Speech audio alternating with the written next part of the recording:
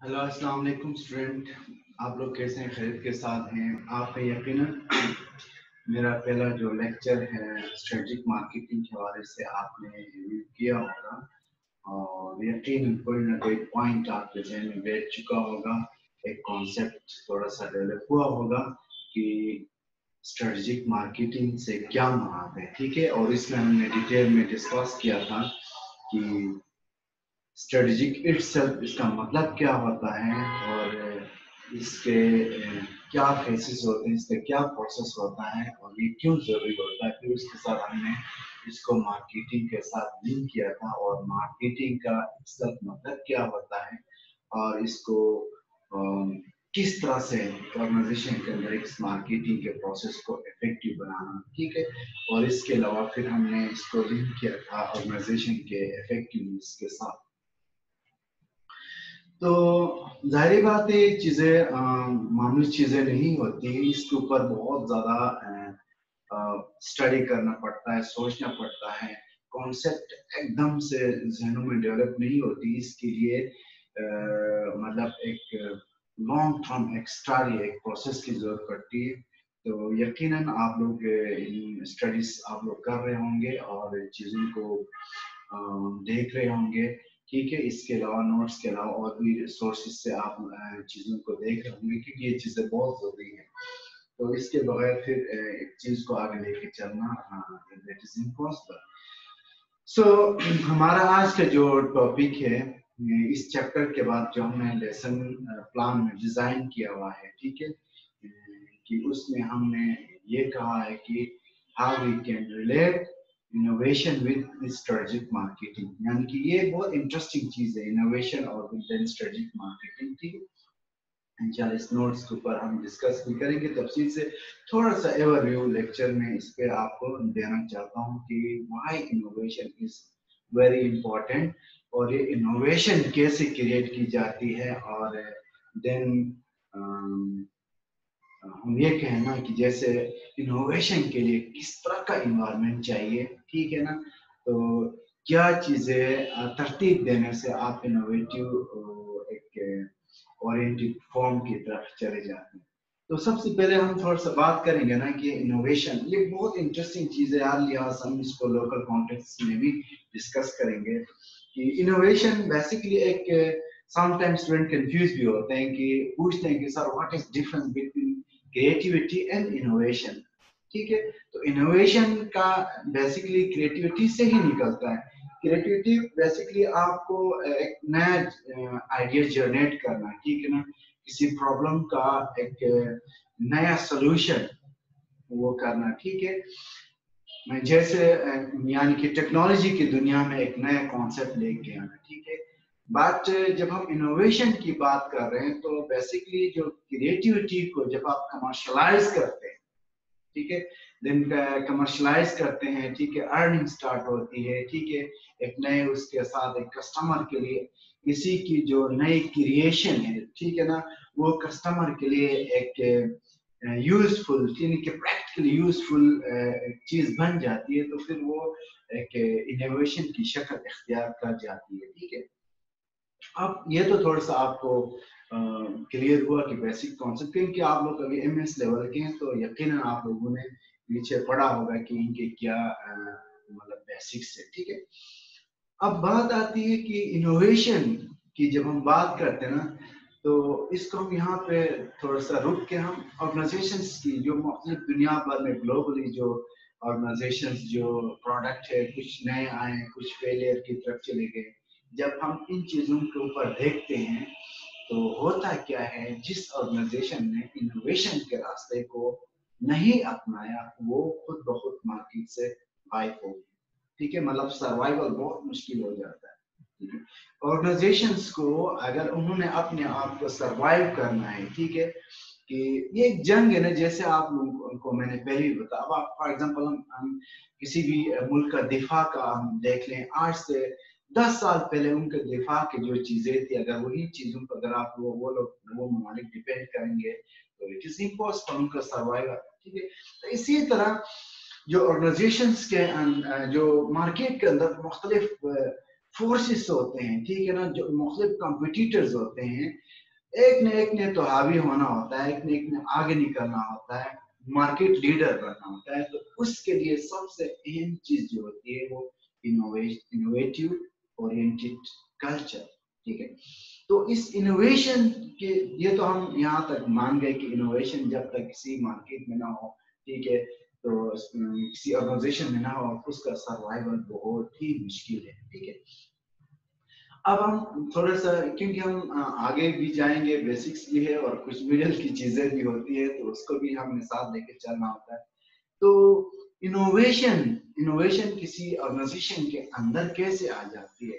Innovation ये innovation एक process का नाम है, ये एक लॉन्ग टर्म प्रोसेस है, ठीक है। ऑर्गेनाइजेशंस के अंदर इनोवेशन तब आती है जब वो ऑर्गेनाइजेशन उस ऑर्गेनाइजेशन के अंदर काम करने वाले एम्प्लॉइज को, ठीक है ना, उनको मोटिवेट करता है, ठीक है। वो एम्प्लॉइज ऑर्गेनाइजेशन इसके साथ कमिटेड होते हैं, उस ऑर्गेनाइजेशन के अंदर टोटल क्वालिटी मैनेजमेंट होता है, यानी कि सिर्फ एक जगह नहीं बल्कि टोटल, यानी फ्रॉम सिक्योरिटी गार्ड से लेकर सीईओ तक, यानी कि लीडर तक, everyone is obeying rules and regulations, okay। और उनमें से हर कोई क्या करता है, अपने काम को बेहतरीन और परफेक्ट अंदाज में, ठीक है, इफेक्टिवली अपने काम को सर अंजाम दे रहा होता है।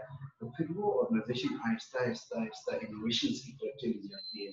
तो वो इनोवेशन क्या करती है, वो ये कहती है कि फिर वो आपको उस मार्केट के अंदर आपको सस्टेन सस्टेन करने में आपको मदद देती है। ये तो हो गया इसकी थोड़ा सा वो है, हम कॉन्सेप्ट कहें या फिर इसकी मीनिंग कहें। तो हम, क्योंकि we are a management student, ठीक है, तो हम इनोवेशन को किस सेंस में लेते हैं, ठीक है। जब हम मार्केट की बात करेंगे, मार्केटिंग की बात करेंगे, स्ट्रेटेजिक मार्केटिंग की बात करेंगे, तो इनोवेशन का मतलब क्या होता है?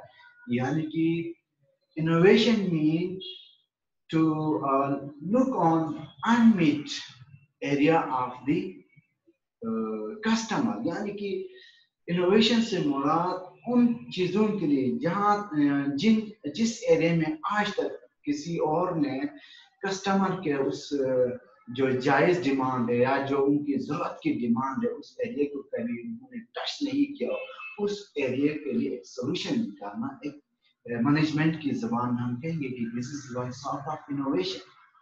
तब जाके आपकी कामयाबी होती है, तब जाके आपका प्रोडक्ट क्या होता है, वो कामयाब हो जाता है, ठीक है।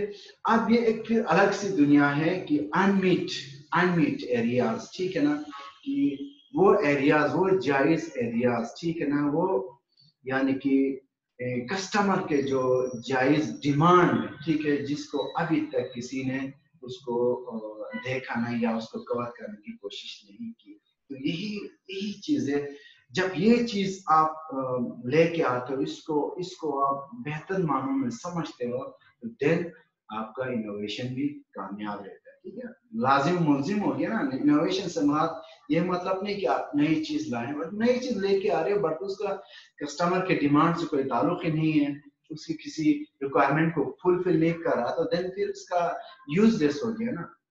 तो इसलिए अक्सर हम थोड़ा सा लोकल कॉन्टेक्स्ट की तरफ आ जाते हैं, जो हमारे इलाके के यहाँ पे लोग बिजनेस करते हैं। मैं दो तीन स्टडीज आपके साथ जिक्र करूंगा कि यहाँ पर मार्केट में लास्ट टाइम में एक ऐसे सुपर स्टोर का मैंने विजिट किया कि वो मुझे कह रहा था कि उसने ज्यादा करोड़ों का उन्होंने यहाँ इन्वेस्ट किया, और वो जो आइडिया था उसने कनाडा से लाया। यानी कि वो आइडिया क्या था, उसने पूरे फ्लोर को मतलब क्या किया था, फर्निश किया था। उसके अंदर उसने चिलर्स लगाए थे, बड़े बड़े चिलर्स, यानी कि जहां पर आप चीजों को बहुत दिनों तक आप फ्रेश रख सकते हैं, ठीक है। और उसने क्या किया था, वहां पर सब्जी, फ्रूट, एवरीथिंग, जैसे कि आप बाहर के मार्केट में जाएंगे तो जब आप किसी मार्केट के अंदर इंटर होते हैं तो you can find each and everything from one place, ठीक है, जो ईटिंग आइटम्स होते हैं, ठीक है, डेली की जो चीजें होती है। तो बट उसका जो है बिजनेस कामयाब नहीं रहा, उसने इतनी इन्वेस्टमेंट की है, अब उसने किस तरह से इन्वेस्टमेंट किया था वहां पर, ठीक है। ज़ाहिरन उसने कहा था कि चीजें भी सस्ती है, ठीक है ना, फ्रेश भी है, सब चीजें सही है, ठीक है ना। बट जाहिर बात है उसने जब प्रोडक्ट के लिहाज से उसने इन्वेस्ट किया था तो लाजमी बात है, तो इस इन्वेस्टमेंट के मुताबिक उसको तो लाखों में रोजाना की सेल होना चाहिए था, ठीक है। तो उसकी टारगेट जो प्रोडक्ट की इन्वेस्टमेंट की थी तो तकरीबन 5 to 6 लाख की इसकी टारगेट थी कि रोजाना वो इनकम जनरेट करेगा यानी सेल होगा, ठीक है। बात तो उसने कहा कि रोजाना 2-2.5 लाख से ज्यादा काम नहीं हुआ। अब हम आगे नोट्स में पढ़े, इसने एक इनोवेशन तो लाया, एक प्रोसेस के अंदर इनोवेशन लाया, ठीक है। बट उसने एक चीज को क्या किया, नेग्लेक्ट किया कि वो कस्टमर के जो अनमीट एरिया है, ठीक है ना, वो एरिया जहां तक और लोगों ने अभी तक उसको देखा नहीं था, उस चीज को उसने देखे बगैर कितना बहुत हैवी इन्वेस्टमेंट उसने दिया है, ठीक है। तो लिहाजा उसका इन्वेस्टमेंट ज्यादा देर तक नहीं चला, ठीक है। तो कहने का मेरा मतलब ये है कि जब इनोवेशन को प्याज की छिलके की तरफ मजीद इसको अंदर से अंदर जाते हैं तो बहुत सारी चीजें सामने आ जाती है। तो ये तब चीजें आके दिन आपका जो ऑर्गेनाइजेशन जो होता है वो इनोवेटिव ओरिएंटेड ऑर्गेनाइजेशन बनता है। तो हम बात कर रहे थे कि कस्टमर यानी कि आफ्टर ऑल फिर जाके हम कहाँ पर रुक जाते हैं, कहाँ पर बात खत्म हो जाती है, वो आपकी कस्टमर, ठीक है। तो लिहाजा जब भी हम कोई बिजनेस स्टार्ट करते हैं तो सबसे अहम जो चीज होती है, सबसे जो अहम चीज वो आपकी कस्टमर की डिमांड क्या है, उनकी नीड्स क्या है, उनका लेवल क्या है, यानी कि कस्टमर के बारे में फुल प्रूफ जानकारी हासिल करना, यानी उनके बारे में इंफॉर्मेशन हासिल करना, ठीक है।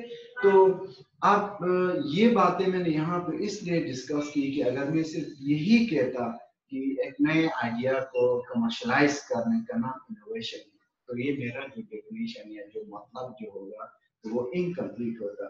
तो लिहाजा मैं इस लेक्चर को यहाँ तक खत्म कर लेता हूँ। तो यहाँ आज के टॉपिक में इंशाल्लाह जो आगे नोट्स में जो जब हम सीखेंगे कि इनोवेशन का मतलब क्या है और इसको हमने स्ट्रेटेजिक मार्केटिंग के साथ कैसे लिंक करना है, और स्ट्रेटेजिक मार्केटिंग के अंदर जब आप स्ट्रेटजीज बनाते हैं, ठीक है, तो उसमें आप इनोवेशन को कैसे आइडियाज को अपने अंदर लेके आते हैं, इसका बारे में थोड़ा सा हम जिक्र करेंगे। वो कि थोड़ा सा ये बोरिंग टॉपिक भी है, बात इंटरेस्टिंग है, तो आप लोगों ने इसको तसल्ली से और गौर से सुनना है। तो लिहाजा मैं इसको सम अप करता हूँ कि आफ्टर ऑल कि हमने पिछले जो चैप्टर और आज के जो चैप्टर को पढ़ा, उसके बाद हम किस चीज के काबिल होंगे कि एटलीस्ट हम इस चीज के काबिल हो जाएंगे कि स्ट्रेटेजिक मार्केटिंग क्या होता है, स्ट्रेटेजी इटसेल्फ क्या होता है, स्ट्रेटेजिक मैनेजमेंट इटसेल्फ क्या है, इसके अंदर कौन से कैरेक्टरिस्टिक्स है वो तो हमने सीख लिए। देन स्ट्रेटेजिक मार्केटिंग क्या होती है वो भी हमने सीखा, लेकिन उसके अंदर हमने बहुत सारी चीजों को जिक्र किया था, ठीक है।